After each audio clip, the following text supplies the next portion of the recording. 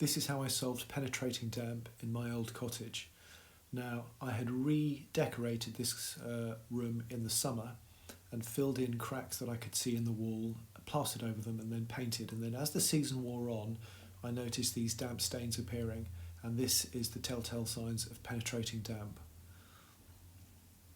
Now, I know that this house doesn't have a damp-proof course, and that trench is a testament to that. That's how they cope with the damp. And then it's a solid brick wall, and on the inside it has waterproof render. You always got to check for leaks, but as I say, this is a solid brick wall, and water is ingressing from the outside of the wall to the inside of the wall. It's not rising damp because, as you can see from this local bridge, water doesn't travel more than a couple of inches up. So it's travelling through the wall and through some hole in the render itself. So by chiselling off all of the plaster, it gives me a chance to see actually what I'm dealing with. And so as I peel it off, I notice a crack.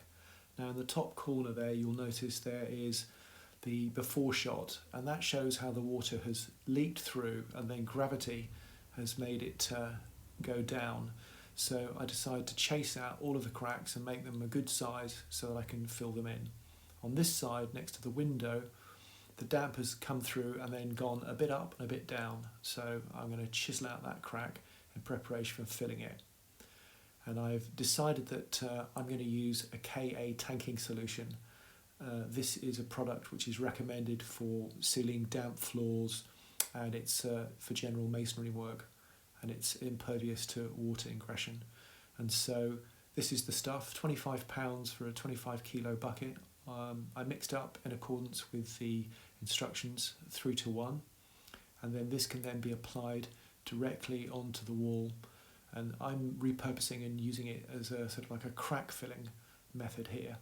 And so on it goes, and then all I can do really is to put it on and treat it as if the membrane has a hole in it, and so I'm filling in those membrane holes to make sure that no water is going to get in, a little bit like you were treating a hole in a swimming pool liner. And so here, in preparation for plastering, I've brushed off the loose mortar. A couple of days later, I'm mixing up some Unibond PVA, and that's what is going to be applied to the wall in order to help the plaster stick. Now, there's plenty of good videos out there on how to plaster, and I certainly wouldn't call myself anything other than a DIY when it comes to plastering, but it's not that difficult. So on goes the plaster, and all I can do is to really sit back and wait and then see if any more moisture comes through.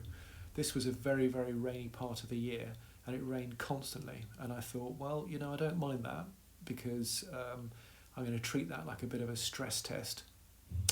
And as I say, 3 days later, after heavy rain, I look at it and I can't decide whether or not that's the plaster drying out or if that's moisture that's found another way through, some hole that I didn't manage to fill in. On the opposite side, that's before and that's after. On the opposite side, it's a smaller area of plaster, so it would make sense that it would dry quicker, but it certainly looks better. That's before and that's currently. So I decide to paint it and see what happens, and to my joy I have success here. It's worked, so just filling in that crack has worked like a treat. And as I go to the other side of the room, that too has worked, and actually immediately to around the corner that's worked too, but on the back around where you can see I've drawn a pencil, I can see it's got moisture coming through, so I have to get radical at this stage, and so off comes the plaster, and then that section beneath it, which is still cloudy where there's still moisture getting through somewhere, all that comes off too. And from this point it's then cover the whole thing in Unibond, mix up the tanking solution, and then apply a generous coat. And the important thing to remember here is to make sure that you get that coat so it makes total contact with all the edges, and I'm using a little kitchen sponge here and I'm wiping it right into the corners. So a couple of days later you can see it's still drying, but you can also see how close I've got that tanking solution into the corners, because I'm trying to get a perfect seal. And the use of the straight edge is really just to show me that I've got extra space for putting more coats of tanking solution. So there, I'm applying a couple of days later a nice wash of Unibond in preparation for a second coat, and the cracks I can see there, I'm not sure what they're all about, but I soldier on.